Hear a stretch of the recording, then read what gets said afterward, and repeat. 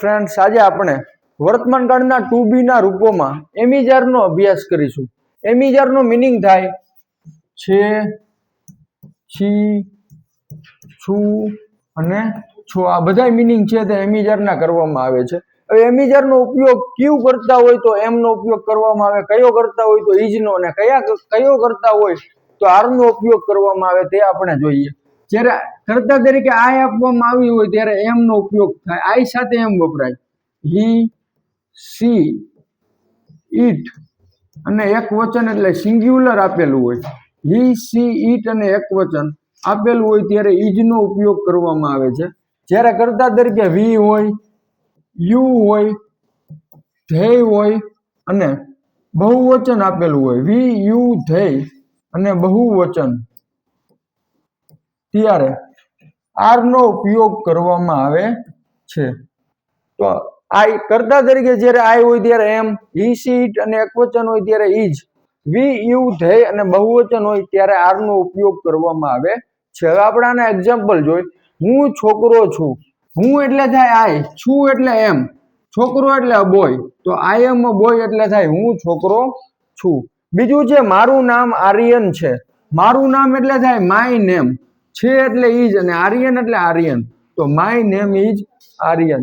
એના પછી નેક્સ્ટ, અમે સૈનિકો છીએ. અમે એટલે થાય વી, છીએ એટલે આર અને સૈનિકો એટલે સોલ્જર્સ, SOLDIERS, તો વી આર સોલ્જર્સ. નેક્સ્ટ છે હું માળી છું. તો માળીને ઇંગ્લિશમાં કહેવાય ગાર્ડનર, એટલે બગીચામાં જે કામ કરતા હોય ઈ, તો આઈ એમ અ ગાર્ડનર. આ બગીચો છે. આ એટલે થાય ધીસ, છે એટલે ઈજ અને બગીચો એટલે અ garden, this is a garden. હું માળી છું તો આઈ એમ અ ગાર્ડનર.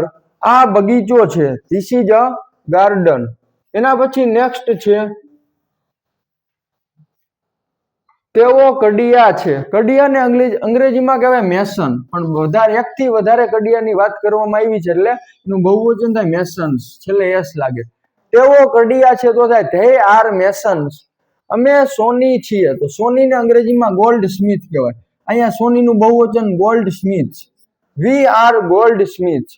તેઓ કડિયા છે તો ધે આર મેસન્સ. અમે સોની છીએ, we are gold Smith, gold Smith. એના પછી છે તેઓ કુંભાર છે. કુંભારને અંગ્રેજીમાં કહેવાય પોટર્સ. તેઓ એટલે ધે અને છે એટલે આર, તો તેઓ કુંભાર છે એનું અંગ્રેજી થાય ધે આર પોટર્સ. આ તેના માટલા છે. આ એટલે થાય બહુવચનની વાત કરી છે, માટલાઓ એમ, તો ધીજ આર ધેયર પોટ્સ. આ તેના માટલા છે તો એનું અંગ્રેજી થાય these are their pots. Pots એટલે થાય માટલા, એકથી વધારે માટલાની વાત કરવામાં આવી છે. નેક્સ્ટ છે તમે મુનિમ છો. મુનિમને અંગ્રેજીમાં કહેવાય સેક્રેટરી, તો યુ આર સેક્રેટરી. અમે ન્યાયાધીશો છીએ. ન્યાયાધીશને અંગ્રેજીમાં કહેવાય જજ, અહીં બહુવચન છે એટલે જજીસ, તો વી આર જજીસ. અમે ન્યાયાધીશો છીએ. બેગ. તેણી ખજાનચી છે તો સી ઇઝ અ ટ્રેઝરર.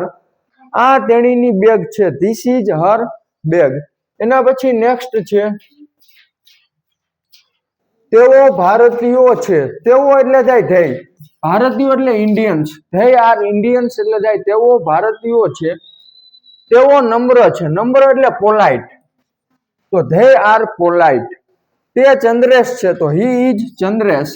આ તેની દુકાન છે, ધીસ ઇઝ હિઝ શોપ. આ તેની દુકાન છે એટલે થાય ધીસ ઇઝ હિઝ શોપ. એના પછી નેક્સ્ટ એમિજાર વાળા આપણે એક્ઝામ્પલ જોઈ. હું તારો મિત્ર છું તો થાય આઈ એમ યોર ફ્રેન્ડ. હું એટલે થાય આઈ સાથે એમ વપરાય. તારો મિત્ર એટલે યોર ફ્રેન્ડ, તો આઈ એમ યોર ફ્રેન્ડ એટલે થાય હું તારો મિત્ર છું, તું મારો મિત્ર છે એટલે થાય યુ આર માય ફ્રેન્ડ. હું તારો મિત્ર છું, આઈ એમ યોર ફ્રેન્ડ, તું મારો મિત્ર છે, તો યુ આર માય ફ્રેન્ડ. મારું ઘર અહીં છે. અહીં એટલે થાય હિયર. મારું ઘર એટલે માય હોમ અને છે એટલે ઇઝ, તો માય હોમ ઇઝ હિયર. તારું ઘર દૂર છે. દૂર એટલે થાય far. Your home is far. Your home is far એટલે તારું ઘર છેટું છે અથવા તો દૂર છે. તે સર છે તો હી ઇઝ સર. આ તેનો વિદ્યાર્થી છે. વિદ્યાર્થી એટલે થાય સ્ટુડન્ટ, તો ધીસ ઇઝ, તેનો એટલે his, this is his student એટલે આ તેનો વિદ્યાર્થી છે. પરેશ મારો ભાઈ છે તો પરેશ ઇઝ માય બ્રધર. તે બુદ્ધિશાળી છે. તો બુદ્ધિશાળીને અંગ્રેજીમાં કહેવાય intelligent. He is an intelligent. એટલે તે બુદ્ધિશાળી છે તો થાય he is an intelligent. Ajit વકીલ છે. વકીલને અંગ્રેજીમાં કહેવાય એડવોકેટ. તો અજીત ઇઝ એન એડવોકેટ. એટલે અજીત વકીલ છે. આ તેની ઓફિસ છે. તો ધીસ ઇઝ હિઝ ઓફિસ. આ તેની ઓફિસ છે. અહીં આવશે તેની. તો this is his office. Office. એના પછી છે અમે દુકાનદાર છીએ. દુકાનદારને અંગ્રેજીમાં કહેવાય શોપકીપર. તો વી આર શોપકીપર. તમે જથ્થાબંધ માલ વેચનાર છો.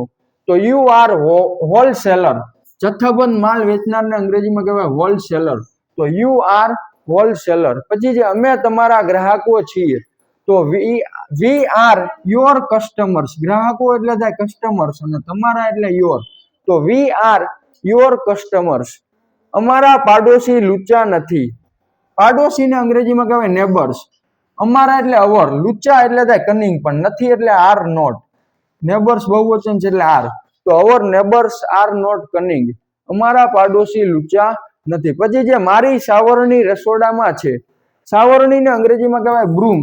રસોડામાં એટલે ઇન ધ કિચન. તો my broom is in the kitchen. એટલે મારી સાવરણી રસોડામાં છે. નેક્સ્ટ છે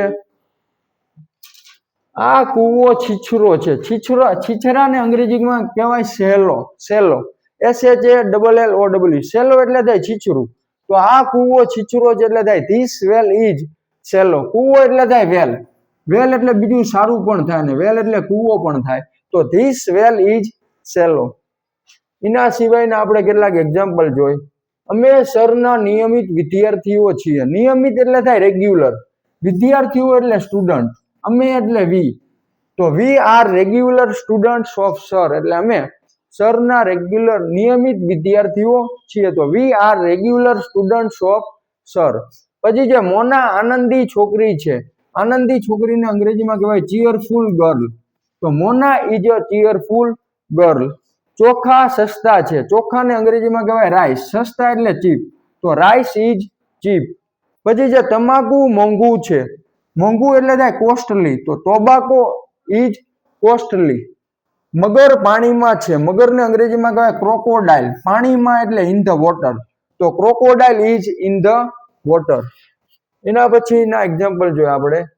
કેદી જેલમાં છે. કેદીને અંગ્રેજીમાં કહેવાય પ્રિઝનર. જેલમાં એટલે is in the jail. In the jail. તો prisoner is in the jail. જેલને બીજું ઇંગ્લિશમાં કહેવાય prison. Prisoner is in the prison. કેદી એટલે થાય પ્રિઝનર. મારો મિત્ર રસોઈયો છે. તો my friend is a cook. રસોઈયો એટલે થાય cook. My friend is a cook. Pencil બુઠ્ઠી છે. બુઠ્ઠી એટલે બ્લન્ટ થાય. Pencil is blunt. છરી ધારદાર છે. ધારદાર એટલે થાય શાર્પ. તો નાઇફ ઇઝ શાર્પ. મારો ઘોડો ચેતક છે. તો માય હોર્સ ઇઝ ચેતક.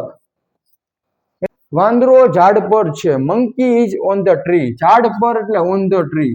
તો monkey is on the tree. અને વાઘ જંગલમાં છે. અને એટલે એન્ડ.